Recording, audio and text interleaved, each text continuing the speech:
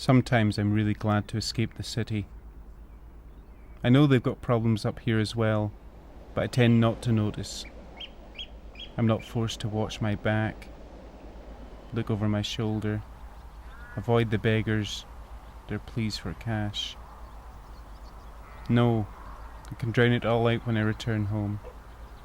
I've come here so many times loaded with hang-ups, worries, depression, and let myself be soothed by the landscape. I just don't have to think about the pathetic little things that grind me down. I forget for a little while. Forget about my own problems and the problems of others.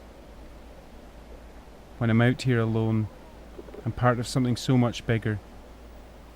A strong, raw power enthuses me. No need or desire to boil it up in a spoon and inject it. I don't enjoy that anymore.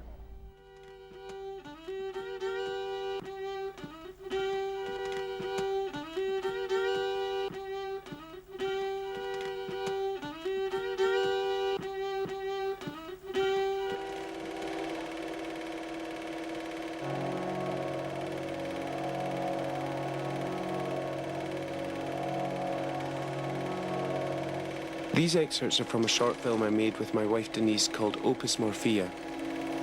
The title summed it up. This was an open display of our joint love of the drug culture we had embraced. I knew that our romance would always play a role subordinate to the opiates we injected. Denise had a huge tolerance.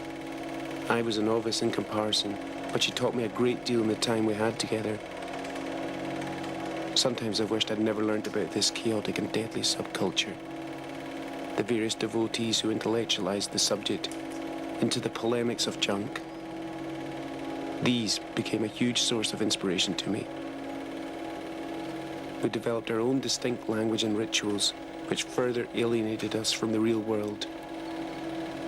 The hypnotic action of opiate drugs drew me deep down within myself, covering all traces of the hang-ups which led me there in the first place. But knew it was also turning me conceited and lethargic. After a period of tortured withdrawal in a clinic, I tried to distance myself from the scene. For the next 10 years, I was continually haunted by the spectre of this dark faith. Somehow, I would have to put this ghost to rest forever. This part of me, which I had never come to terms with, and the missing years I wouldn't account for. To progress, I had to go back and see what it was all about. I wanted to learn about myself through the lives of current heroin addicts. How did they survive? How did they finance their habits?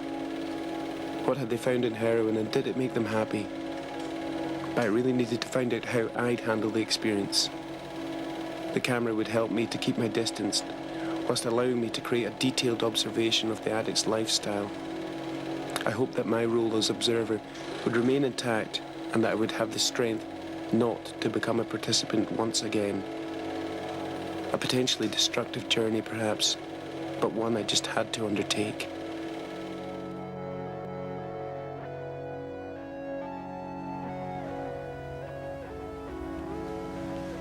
Dennis lives in a tiny bedsit in the West End of Glasgow with his son Chris and Chris's partner Michelle. In his mid-50s, he's one of the old guard of users, originally developing a habit in London in the 1960s. He used to hang out around Piccadilly Circus, scoring pharmaceutical heroin from registered addicts. Chris rapidly developed an addiction after realizing club drugs weren't enough. He used to sell contraband tobacco and cigarettes around the pubs, but now shoplifts. They've both been forced to work for small-time gangster Tony.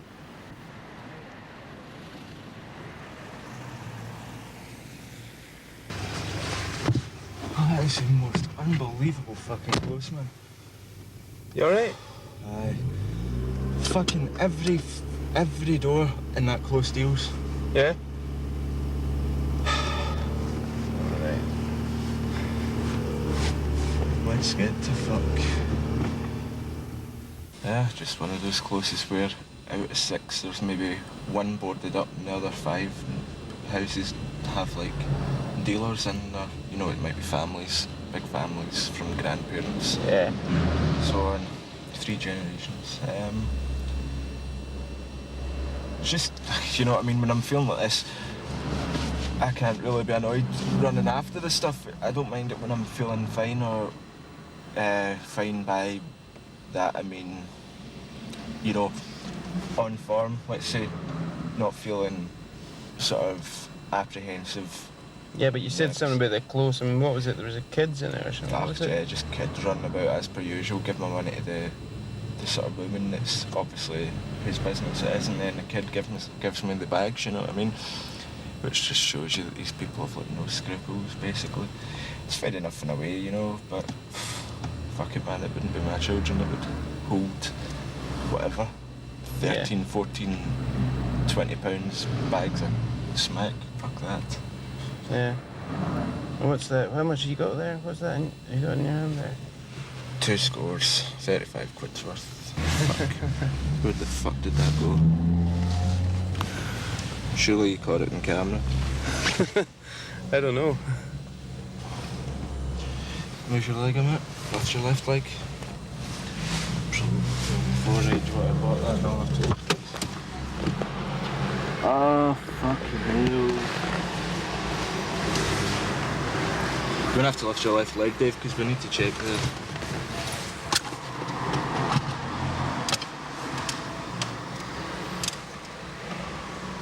It's down there, somewhere. Down here? It's down, flipped down there. But this seat. Well, I think it flipped down under there. I know it can't have gone far. No, but it's hard enough fucking finding an ounce of hash in a car if I'm going to just go back.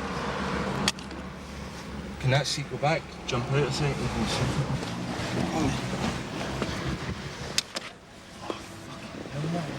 Leave this. It's difficult.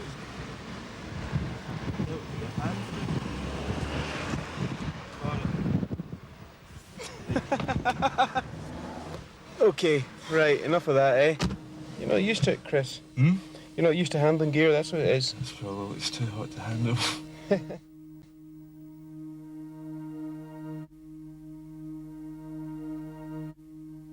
Dennis had been living here for some years. Chris and his girlfriend moved in recently, and suddenly Dennis was a junkie again. I don't know how the couple had time for intimacy, but usually that's not important on heroin. The only time I saw them close was when they shot each other up. So this is another bag you're having today.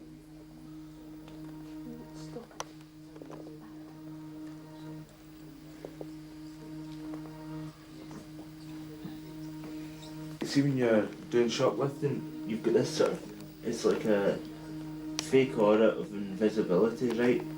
That's what diazepam and temazepam do.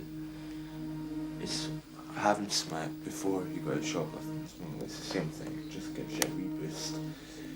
Makes you feel more confident because you know that if you get to jail, you've had a hit just before you go out. And you can last the few hours that they're going to keep you inside. You think about the actual needle. Oh, once that needle's in your arm, and once you put its contents in your arm, and all the pain goes away, it's just totally soothing.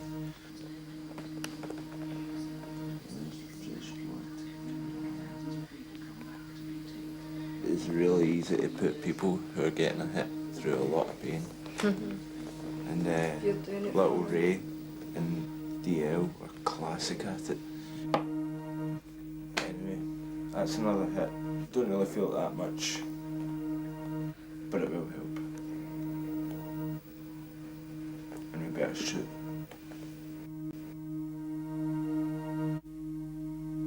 Fucking hell, man, that took too long.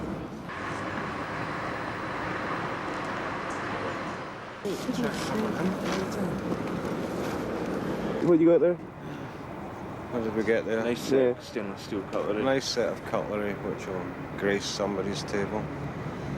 Hopefully get Chris some kit. Is that it? That's it.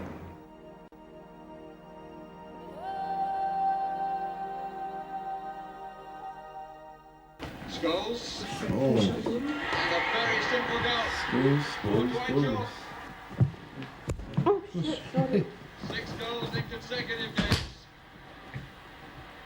Still some wintry showers Go and in the north and east. That's the stay, weather. like to get away. And Chris went, I went up, well, Keeping his place in the 10, 9, 8, 7, 6, 5, 4, 3, 2, 1. Bang! It's been not a bad day, so you have your up days, you have bad days, you have some days stand in front of the television when you're trying to watch it, even though it's only football. Let me see these eyes of you. Stuff's got to get wiped off. Sorry, no violence. Dad, man, I'm fucking trying to watch this fucking... Get the fuck. Capac, have you heard of them? They're morphine based. Get a wee stone off them. Wow.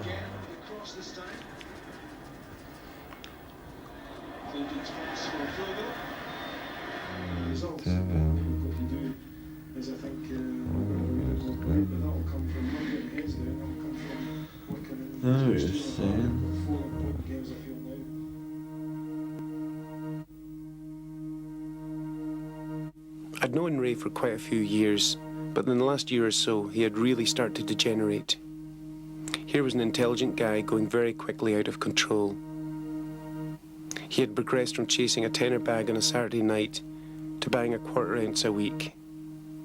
I knew he'd end up with a needle habit. It just had to happen. Some say you have to smoke 2 or 3 times more to get the pleasure of a good shot. Despite this economy drive, Ray was still spending all of his wages on heroin. He was in debt to the bank and owed large sums of money to his friends and family. Increasingly isolated, he's ended up in a flat sublet by the same Tony that Chris and Dennis are forced to work for. I caught up with him one cold Sunday morning as he tried to score.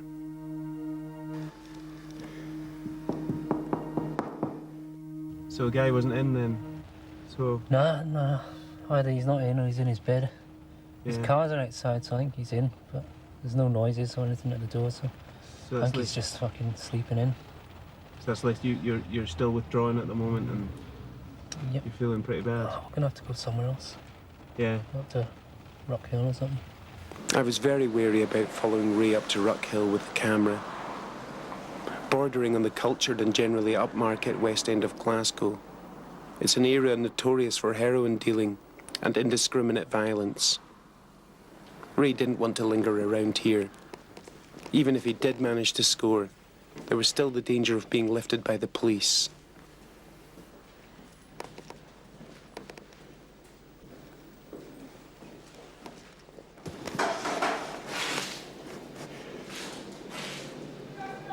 Hey, it's Ray. Hey? No? Couple of tenner bags? Alright, no problem.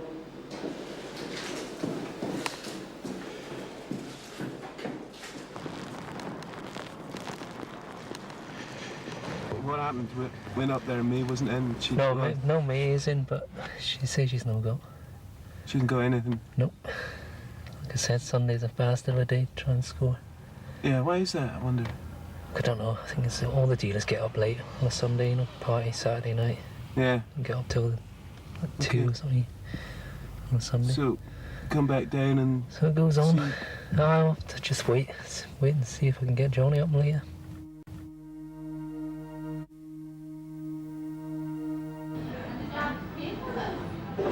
What's the main feeling in your body that's bad? Well, it's not any one thing, it's just a lifelessness, you know. General shitty feeling.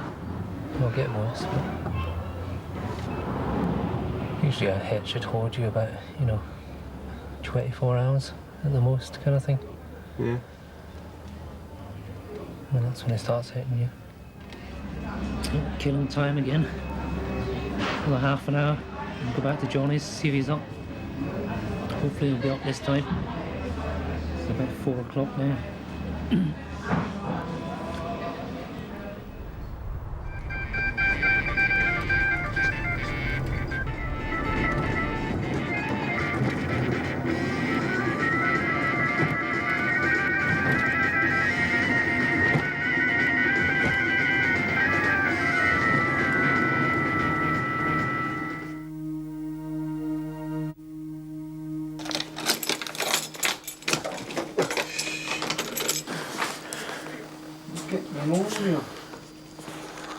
So Ray went back up to score again.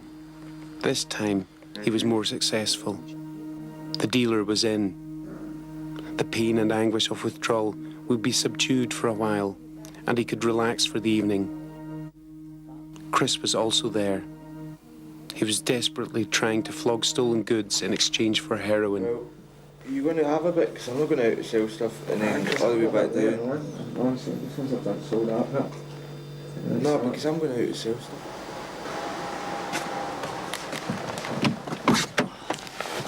No problem. He's in at last. Thank God for that. Fuck. What's that you got there then? That's the score deal. Oh, that's you sorted 20 then. quid's worth. Yeah, that's you Let's sorted. go.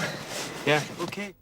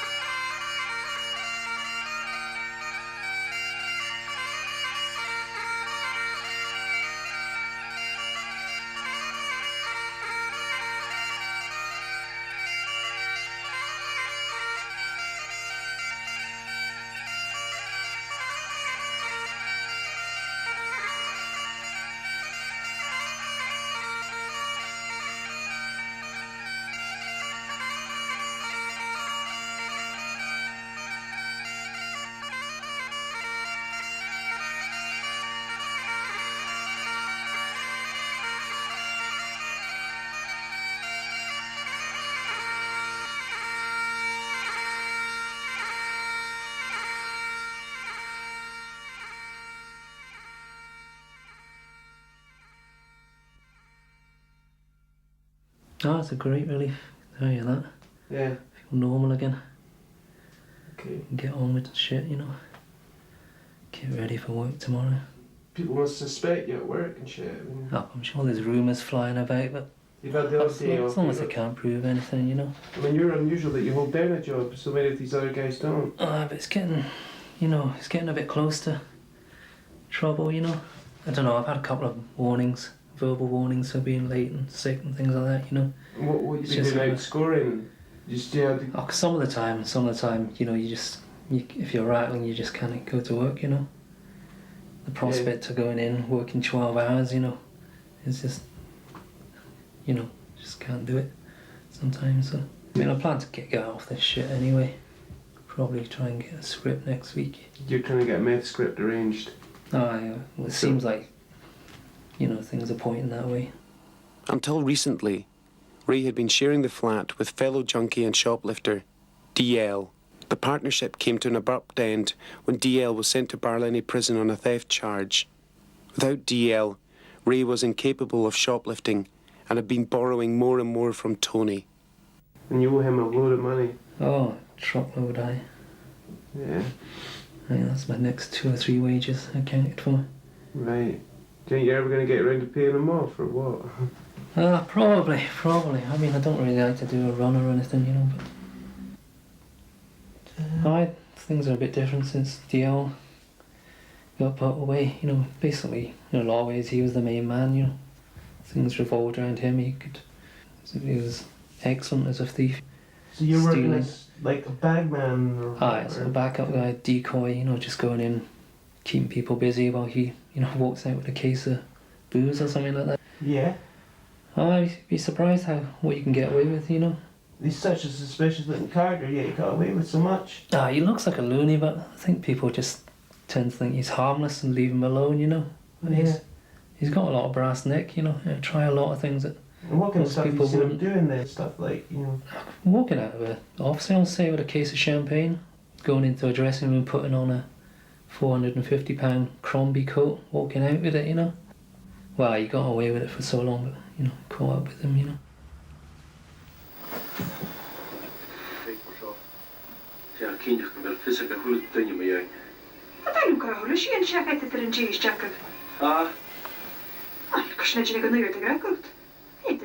But you sorted, so I don't think that'll keep you together. Well, tonight will be okay. I'll get some sleep tonight. What about tomorrow if you got to go to work? Are you going to get sorted before you go to work? Probably not. I don't know. I'll be up. Seeing Tony later. Maybe, Oh, yeah. maybe I'll get something for tomorrow, but maybe not, you know.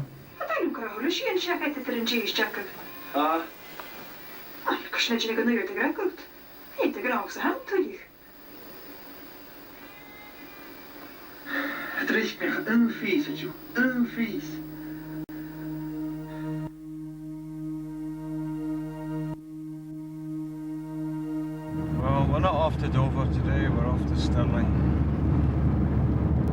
One of the ancient cities of Scotland. And what's the reason for this? Why are you doing a Stirling trip? Simple reason is they don't know us there. Try not to get caught, I'm on a year's suspended sentence. Have you not got a warrant out just now? Who's got the warrant? Aye, but it's not going to be effective for a couple of weeks, so... Yeah.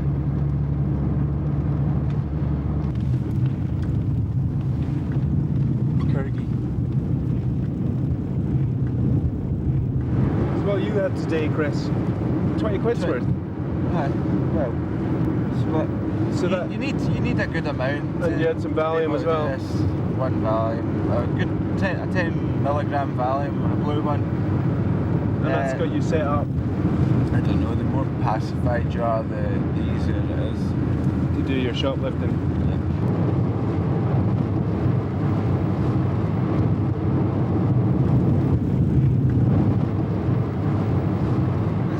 I've got to try a look in a different city. It might be hopeless, it might be good. What kind of stuff do you think you're going to get today? I can't really say. You know, we'll obviously go for items that we think will sell.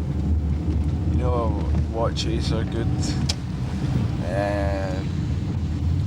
Perfumes, all that sort of stuff.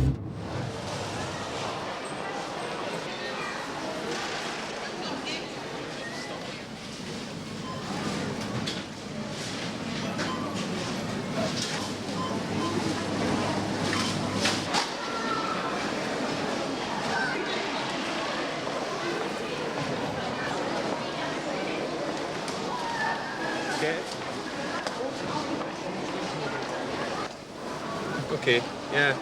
So what's happened then? That was a nice small haul out of that shop there.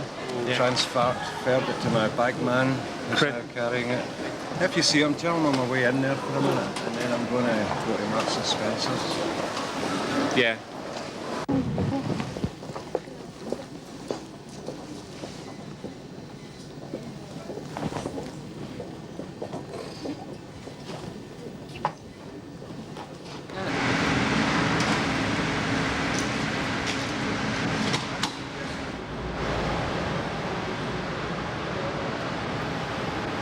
So Chris and Dennis had had a successful day. The trip to Stirling had amassed over £200 worth of goods, which would be sold in the ramshackle pubs of Maryhill. Perhaps they'll make £60 or £70, which will all go on heroin. Those 2 or 3 grams will be gone by the weekend. One thing they have to make sure is that they have enough smack to go out shoplifting again. Without it, the nerve is gone and no money will be had. To work efficiently, the junkie's lifestyle has to be tightly regulated. And so, the addict's life is one permeated with dread and panic. It's not an easy lifestyle, and once the initial novelty is worn off, there are few moments of real euphoria and relaxation. Most addicts realise how trapped they are within this cycle, and going straight becomes a real concern. Chris, Dennis and Michelle are doubly trapped due to their debts. This time they kept the money they made, but inevitably, Tony will come looking for what is owed. We've paid him 160 quid in the last 5 days, and he's got it down as about 60. Now that is straight up. He basically thinks he owns us all, and he thinks we're all his, doesn't he? And he's like, you'll do this. And how much do you owe him now? And you. What's your bill down to now? It's at just above 200. To him, it's at 300. I've got it at 260. Take it away. I gave him another. You've got it written down there? Yeah. Tony's debt.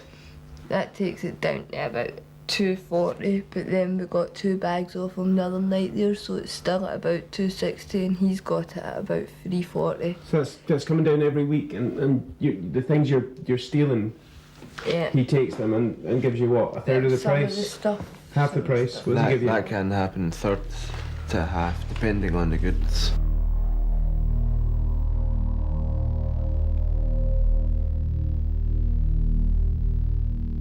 Michelle had found work. This, coupled with the serious stress of her lifestyle, convinced her it was time to come off. She eventually got on a methadone program, cleaned herself up, and left Chris. But for the others, the cycle just continues.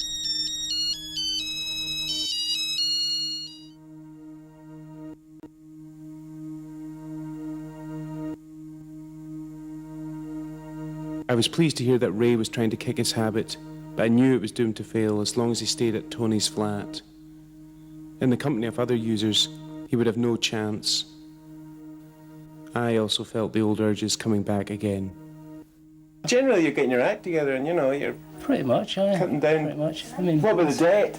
The debt's gone down, is it? we'll do next month, and then it'll be cleared. Maybe some of the last one left that is still paying him off, Everyone else is dodging him. So Dino and Chris.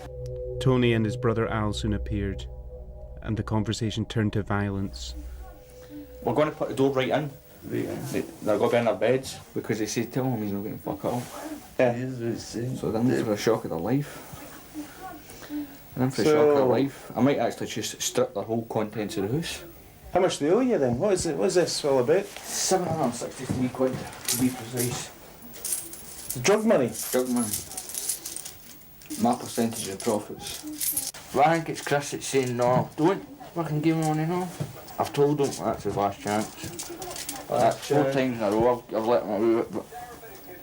So, payback time, is it? Payback time, yes. Clang. Yeah, but a bit of cut there. Cut. And that was it. Tony handed me the tin foil and I just couldn't say no. Well, I thought, what's the harm in a little chase? But those initial hits can be so dangerous, and it doesn't take long to build up a new drug habit, especially if you'd had one in the past.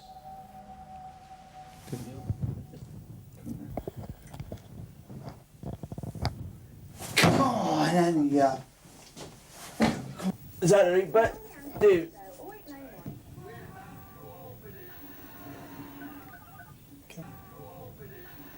Listen here, mate.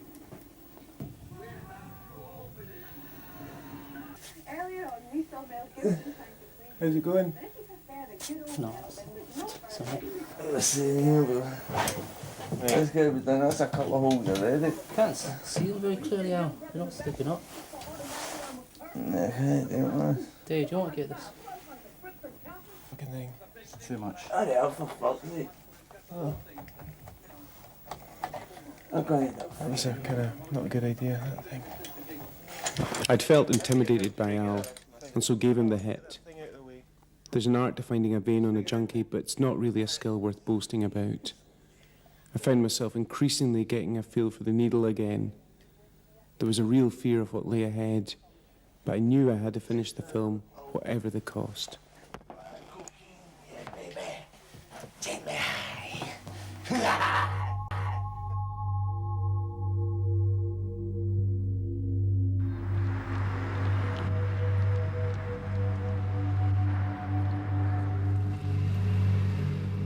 It just seemed like another Saturday afternoon following Chris around Ruckhill and Postle.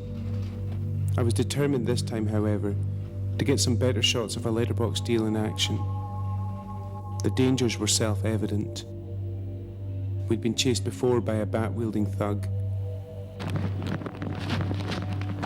I therefore decided to use a smaller camera, which was much easier to conceal, and we headed along Mansion Street. Mansions these were not.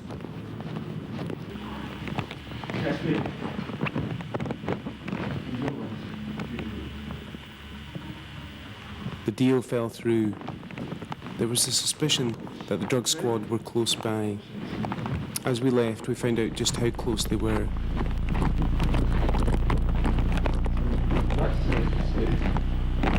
Your gentlemen, please. No problems. Just the camera. It's my own camera.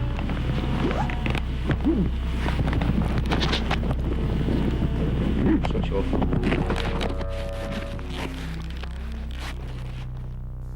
Chris was lucky he hadn't scored after all.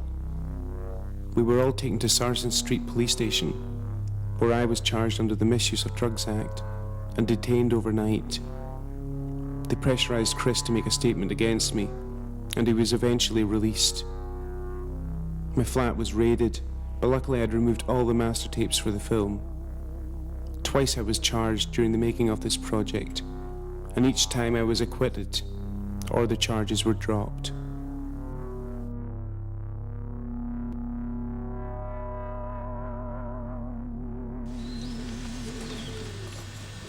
It seemed as if people were starting to work their lives out. Chris and Dennis got on the methadone program and were almost off heroin. Ray was definitely off and was well on the way to clearing his debt with Tony. Dennis cooked up one last hit. But you don't feel you need to do it every day? Don't need to do it every day. It's a myth that it's hard to get off. It was almost like an alien behaviour. An alien in me doing it all. Wasn't it, Chris?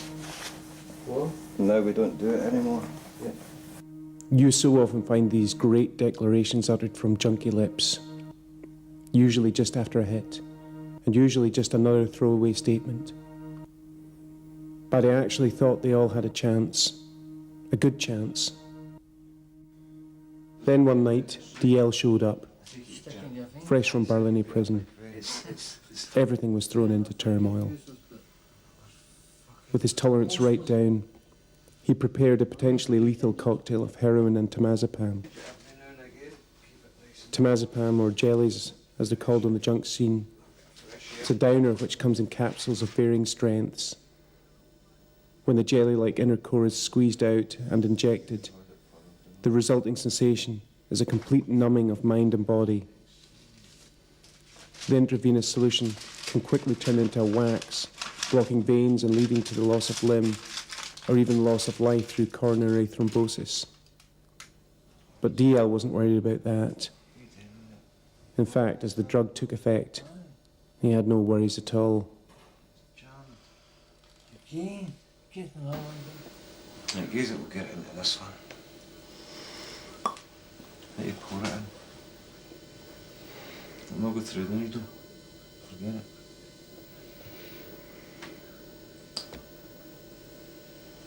So, this is a new one.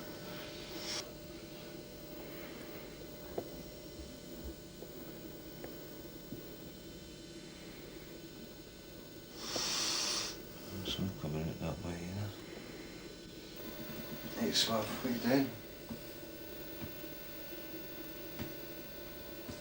Come on, Davey. Dennis was desperate to get DL out of the house, but it looked like he wasn't moving anywhere. Right, Slav, that you?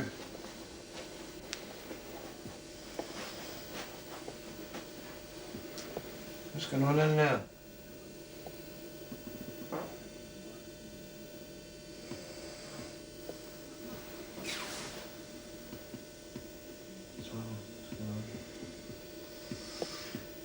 Oh, come on, get it in. My heart's still there. Right, if you don't want it, keep it. I'll keep it for later.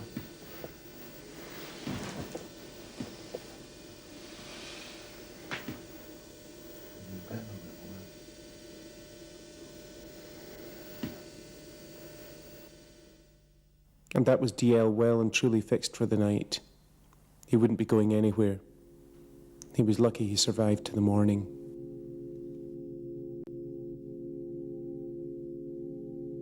I knew from experience that it's a bad idea hanging out with other addicts if you're trying to kick the habit. Even ex-addicts are a danger to one another. It can take some time for a novice to become truly addicted. Second time around, however, it strikes with a real vengeance. It can hit anyone, anytime, anywhere. Hiding behind the camera wouldn't save me. DL was staying over at Ray's place. Tony was now getting a double rent on the slum flat. Ray felt he could handle a little chase. At least he wasn't shooting it up. Oh God, that familiar taste.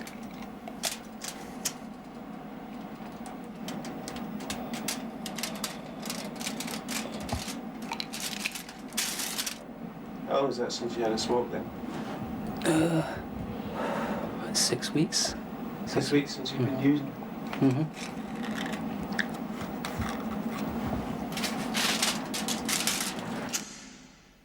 And that was Ray using again. DL had decided to stop shoplifting. It was too dangerous. He still had outstanding charges to appear in court over. See what I get caught for before? Actually get jailed there in February. Oh, right. Like the 6 bottles of champagne Fiesta. Still go for that. Yeah. Oh, that's bad news. 2 bottles of Armani out in Edinburgh. Right. So is there any chance you could end up back in? What? I mean, you were off in the jail and now you're using again. No, I wouldn't say that. Well, you're not got a habit though. I've not got a habit, so Yeah. aye. You just having I a. suppose you class having a habit as using. Aye. Well, So you could say I'm dabbling. did you not Start thinking about a lot of things. worry a lot about like all the stuff, Eh? like the money you were owing people and stuff? And No, because I knew I was getting out of it. It wasn't yeah, if but I, I mean, if I can wasn't, you you know. justify all that stuff in your head? All that? No. Like, I mean, all the But, debts, because you were totally. I don't try to justify. It's done, you know. Yeah, it's done. but it was like quite a crazy episode in your life. No, It's just like the heroin had such a pull on you. Yeah, but you can't really blame the stuff, you know, Yeah. totally. I mean, there's going to be quite a few people, I suppose, pissed off with you that are going to have difficulty to. Well, it's up to me to try and make it up, you know, try Yeah. and bridge the gap again. I've only just started As long as you make getting an back effort. in contact with my family. I only Yeah. just started writing to my sister. I wrote, Yeah. and she was pretty pleased to hear, you know, how I was getting Yeah. on and stuff. I still haven't written to my dad or anything, you know.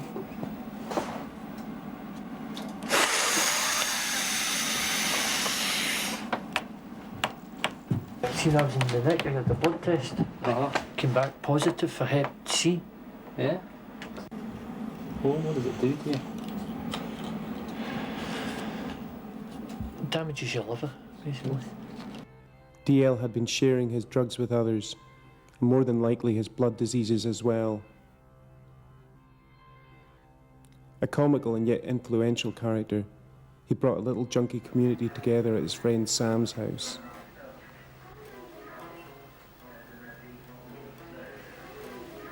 All thoughts of abstinence and self-discipline were forgotten as they crowded around for a hit.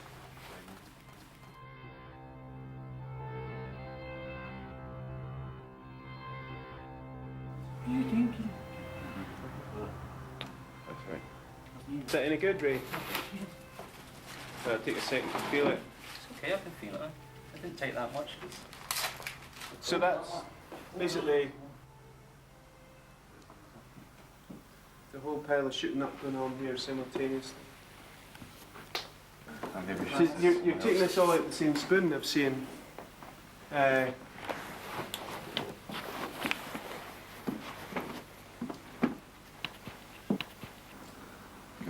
30 out. 30 out. Is that you're taking more? Why not? Oh, I'm talking about 90. Exactly. You've had 90. What the fuck? I haven't. 30. Let's No, use that it for was you, 90. use it, eh? How can I? How can't you? It's fucking you. I don't want. There's one there. Oh, piss off, man. What's up with that one? How can you not let us use that one? You've just used one, right? You've just had a fucking needle. That's probably a fucking... preach. Yeah, we can stick a bit Don't more on that. preach. Don't fucking spread. Don't contaminate.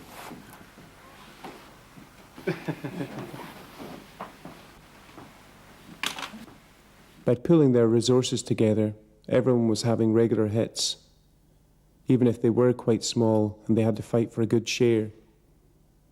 There was also the potential for chaotic arguments. Man. Heroin, after all, is no love If you don't want drug. to fucking try and get it, just leave it. I'll get Look at him trying to do the new. What did he do? Man, hold the camera. This is serious business, son. Right, he's like... You want to be in custody, you better free, you better out the name. I don't know, what But you diseases can. Make it other easy people on have. yourself. That's a really stupid deal. You know what? You shouldn't be doing that. Tell us again what happened to your leg there. He dropped a needle onto my knee. Intentionally. Intentionally, yeah. Accidentally. Intentionally. I didn't mean it. I want to try and squeeze this blood out. Oh, nonsense. No. It's not blood, I think, and numpty. Contamination. Scotty Davy wants it. I'm quite cautious about how the cleanliness of the works, and always use... Sam and his brother Dan claim to be using heroin as a therapeutic tool. They believe it stabilizes their mental health.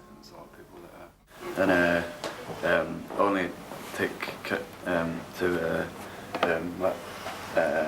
feel. The reason I think... folks, please! Right, the reason why I'm into kit, I take kit is because... Can we stop? Give him a cup of water. The reason I take kit is I feel like I fucked myself up, my health up about 1.5 years ago, and through sharing works, and this is my own belief, and only take kit to October 1997.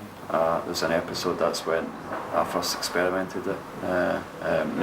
I snorted it for about 4 or 5 years prior to that, and I hadn't had any adverse reactions, any comeback. But I decided to experiment and try it out of curiosity. Having a shot? It alleviated the symptoms of fatigue and loss of mental function. Cognitive skills. Right. So you feel a whole person again on heroin? Well, until as long as it lasts, I wouldn't take it if I otherwise felt fine. I felt what I consider normal. Before I started using it regularly, I was quite depressed. I took a heroin overdose after about 6 or 7 weeks. Yeah? Of jacking my job in. Intentionally? Yeah. What, to try and kill yourself? Yep. I bought a gram of heroin, which is about £70 worth. Yeah? And snorted that. Made out into 4 lines. Yeah. Snorted 4 lines. After writing out a note to explain why I was doing this, the next thing I knew was paramedics had arrived and they were trying to resuscitate me, get me on my feet again.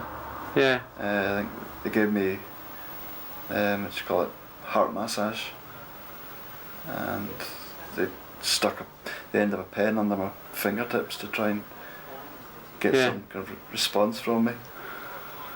And once they got me back on my feet again, got me in the ambulance, took me to the hospital. Yeah. And I was given a shot of adrenaline. At the time when I was resuscitated, I didn't want to be resuscitated, and I was... You wanted to die? Yeah, I was pissed off that it had been found. Gee. And the next day, a psychiatric doctor saw me and told me that it'd be for my benefit if I went to Willie Lee Mental Hospital. Yeah. And so I volunteered to do that rather than being sectioned. Right. So I stayed there for about a month. There's various ways of making cash. DL's a good shoplifter and he's taught the others his skills. Whiskey will always sell, you know, if it's Right. reasonable price, you know.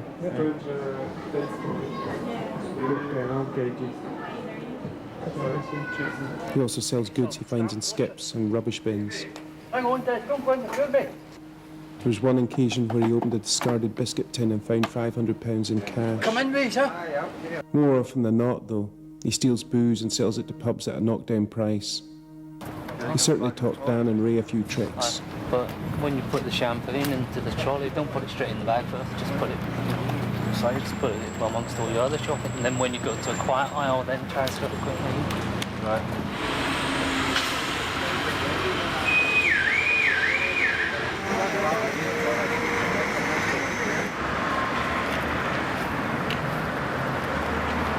Is he nervous running away like that? Looks like he got away anyway, no one's chasing him or anything. How many did you get?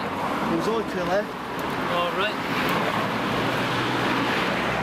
Only 2 of any kind. Yeah. Jesus. Shit. 2.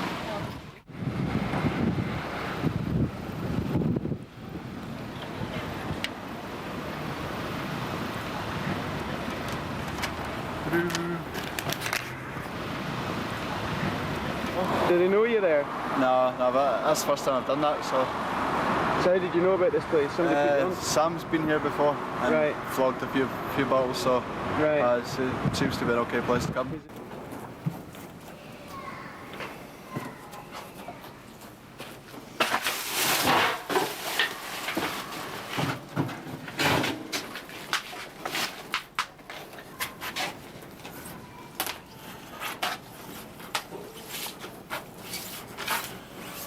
Yeah, let's go.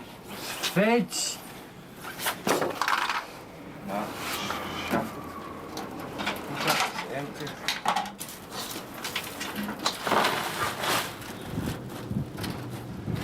Oh, right, so... Fucking you, take Calvin Klein one.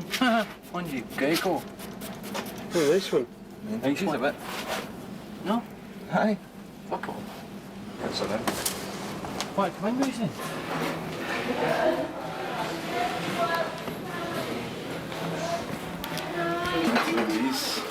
Well, have you any idea what you want for them? You could, yeah, okay, right, we'll take it right, and then you could maybe sort of...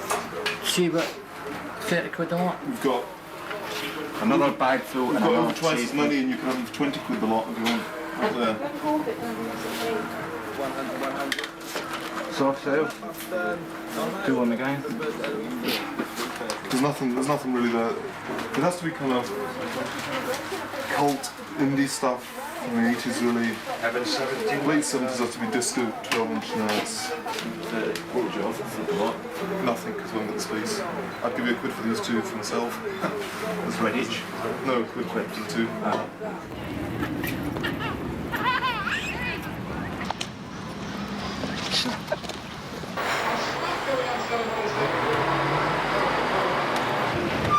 What's he done? He's done something, hasn't he?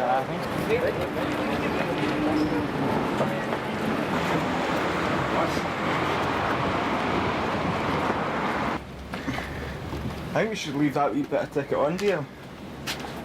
No, but shouldn't he? What makes that, Chris? Chris, let's have a look. See, he just got that out of that place just now. Does it say Barry Manilow box set? Gonna have to go away, dude. What's the price of it? $69.95.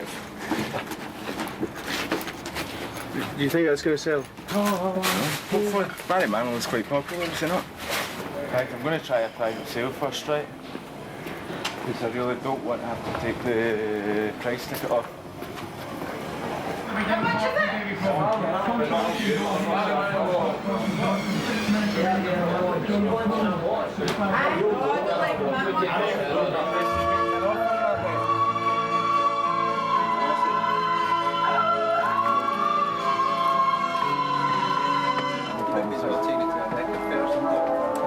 Okay, cheers.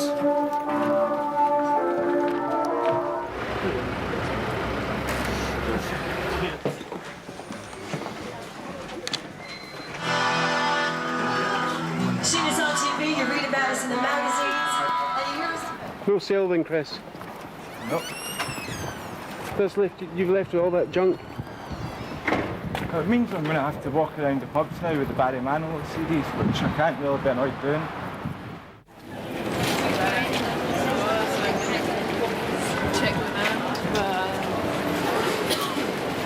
I don't know.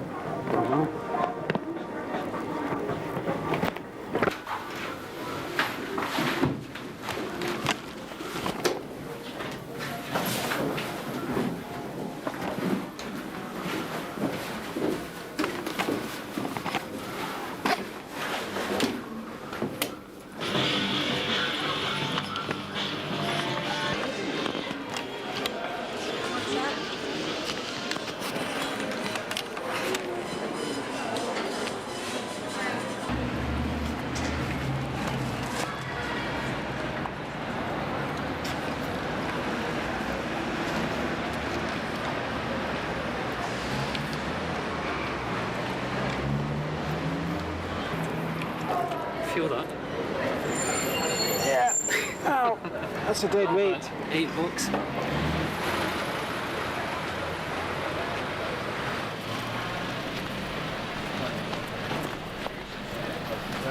Sam, Dan and Ray had done well. The stolen books would be sold in second-hand shops for hard cash.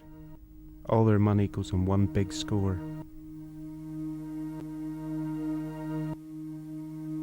The score's from Kit Up and Rockhill, and things should go smoothly. Buying an 1/8 of an ounce. And how much is that? That's 150 quid. Yeah. £150. Yeah. I'm a bit wary, but I'm gonna. That's right. I'm gonna see it first. I won't hand over the money until I've seen the goods. Yeah. He's been bumped. Fucking the stupid, he's gave the money away, the fucking idiot. Oh no. Without getting any gear. They'll tell you everything, don't believe a word they say. You cannot believe one word they say. Yeah. It's a waste of time believing them. Just forget about believing what they say. Show me the goods, you're gear and the money, it's as simple as that. Not a happy man. Not really, no. It's a bit of a pisser, isn't it? Yeah. Losing 50 quid. Your brother. Yeah. If we hadn't acted so kind of affirmative, if we'd been a bit wary about it, then I would have went up and tried to sort it out. Yeah. But because he was like so sure, so confident, I thought, well, you know, he's not going to fuck this up. Yeah. But he has. My mistake was the handover. I shouldn't have handed over the money without. Yeah. And I shouldn't have done that. Yeah. And I should know better. Yeah, you said that beforehand. That, but that's what you said beforehand about not handing over money. money. Anyone, I hand over the money and I feel real stupid. So Ray decided to put up the money for another 1/8. Chris went to get it this time. You know, I genuinely do feel sorry for Ray. Yeah. A wee bit, sort of less so for Dan, you know, because I don't know, it's nothing personal. And Sam's a fucking dick, you know what I mean? Yeah. Deserves everything he gets, and can't put a cigarette in my mouth. And you know, the fact that he even handed the money over just proves that he's a fucking numbskull.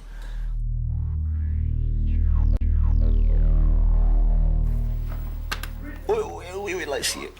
Oh, it's a bag. Dynamite's quite fluffy. Well, Mum would come in here and just throw it out the window. Would she? Do you want me to move this now? Let her do it then. Should we do that? Let her do it this now? Will you block us from getting in if she's a bit dodgy walking through the hall with this now. You're putting fucking paranoia into people's heads, man. You can fucking listen. Cut a fucking 8-foot in your house, man. Do it then. That's actually quite a lot, you know. Why don't? I do it then, just look like that.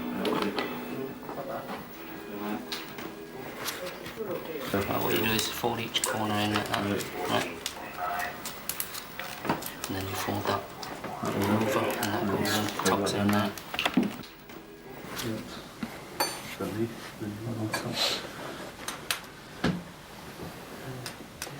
As Ray dished out the hits, I spoke to Sam and Dan's mother in the corridor outside. This generation, there isn't the work as there used to be. So, but still, you know, you can't. You can't have people sitting around watching TV and shoplifting. You know, I mean, that's not really very helpful, is it? I mean, people are willing to do things for a small amount of money if they feel they're in control, don't they? There's a simple point of view and there's a complex one. Simple one is that Jesus died for your sins. Complicated one, and you must receive him as your saviour. If you want to get to heaven, that is the truth of the matter. Otherwise, when you get to heaven, you will have no protection from the powers of darkness.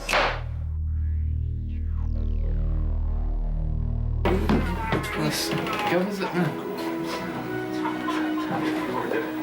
Sam, it's getting pushed. It's getting pushed. What? They've just taken Sam's hit. But they've got their own stuff. They've obviously finished it. That's really greedy. It wasn't greedy, it's just really ignorant and rude. One if you go, man. Two of you are not respecting this house. That means. Oh, respect you very much. What's happening?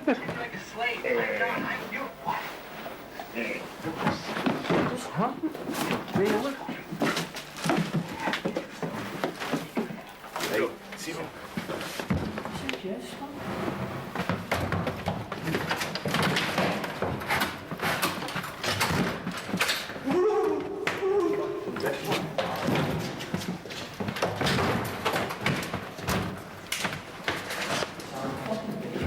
Should have to fucking embarrass myself. Don't come back. Don't come back.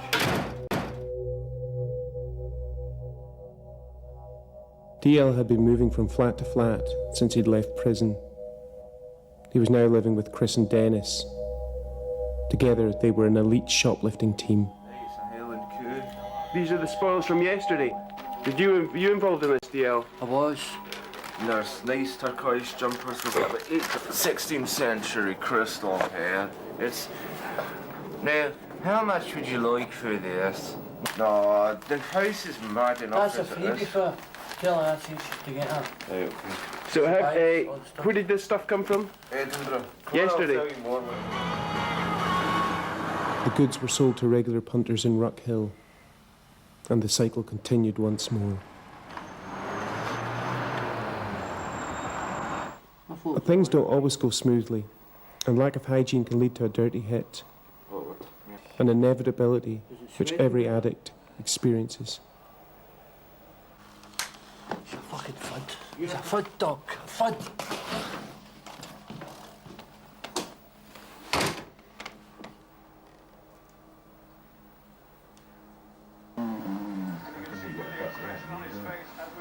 What's happened to him, Dennis? Really? A dirty hit? The cold sweat, aching limbs, heaving stomach, and thumping head are relentless. None of the painkiller effect of the heroin seems to make any difference.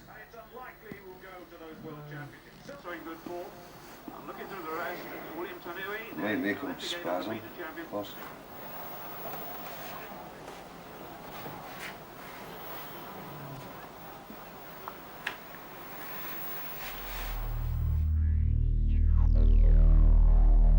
They tore down some of the most notorious streets in Ruck Hill at the end of '99. Many of the dealers decanted to nearby Billsland Drive, the compensation money helping nicely. Certain streets become tainted with notoriety, and probably will remain that way until they too are demolished. As for the characters we followed over the year, little has changed. Most of them realise how trapped they are, but seem powerless to do anything about it. Sometimes they find new sources for buying heroin. Better deals, better prices. Always on the lookout to save some cash or try out some harebrained scheme. Chris and Dennis stole heaps of left-hand shoes from shop displays until they got a right-hand match. Sam and Dan tried to import heroin directly from a contact in Pakistan, but never received their package. They tried to grow opium poppies in their flat, but the plants died. Occasionally, they earn a little money doing some window cleaning and selling their home baking. But I could see that Sam was really deteriorating. What's wrong with that eye? right at centre. Why does he go like that, Sam? Muscles are too relaxed because Kit. What? Kit is relaxes all the bodily systems. Yeah. Including the muscles. What heroin Kit does, stroke heroin, it relaxes all the bodily systems. All the bodily systems slow down. My eye muscles so relaxed, so. Right. Anyway. My right eye, so yeah. Right of centre. Yeah, right, so. Right of centre. Ray and DL were holed up at a prostitute's flat, paying her rent money from their earnings. When DL landed back in jail, Ray decided he'd had enough. He left Glasgow with a bottle of methadone to ease his withdrawal and sorted out his family problems and various debts. In running away, Ray had made the brave decision of confronting his addiction head-on. And as for me, well, it was naive to think I could finish this project unscathed. I addressed my mental health, physical well-being, and personal liberty. Various sacrifices were made. I split with my long-term partner. She had grown sick of how screwed up I'd become. In so many ways I knew I'd blown it. I'd been dragged in deeper than I'd originally wanted, but nevertheless, my motives remained clear: to present a fair appraisal of the addict's life. This is not the land of cool rock musicians, beat poets, or decadent writers. This is Britain year 2000. Passing into the new millennium, the addict's enslavement continues and is likely to remain that way until a new approach is initiated. As their veins collapse, they move from arms to feet to neck and eventually shoot deep into the groin. They shoot to feel normal, to stop the hellish rattling. There's no great pleasure in it.